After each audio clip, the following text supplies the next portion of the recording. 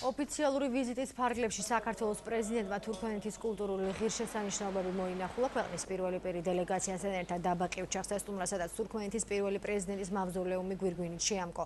სახელმწიფოს მეთაურმა ნიაჟოვის სახელობის თურქმენბაშის სულიერების მეჩეთიც დაათვალიერა. გიორგი მარგველაშვილი თურქმენეთის საერთაშორისო საცხენოსნო სპორტულ კომპლექსსაც ეწვია. მოგვიანებით კი თურქმენეთის დამოუკიდებლობის მონუმენტი გვირგვინით შეამკო და აშხაბადის მერთან ერთად საპატიო სტუმართა ხეივანში წიწვოვანი ხე დარგო.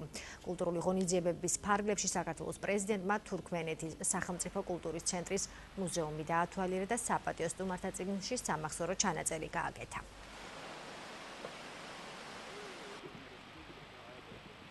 მნიშვნელოვანი იყო ის ხედვა, რომელიც გააჩნია თურქმენეთის ხელმძღვანელობას, რომელიც გააჩნია საქართველოს, ხედვა, რომელიც მთლიანად ევრაზიის რეგიონში თანამშრომლობის და ეკონომიკური განვითარების პოტენციალს შეიცავს. ჩვენ ვილაპარაკეთ იმ მნიშვნელოვან სატრანზიტო ფუნქციაზე, რომელიც გააჩნია საქართველოს, როგორც კასპიის ზღვის ქვეყნებისა და შავი ზღვის ქვეყნების დამაკავშირებელ ქვეყანას.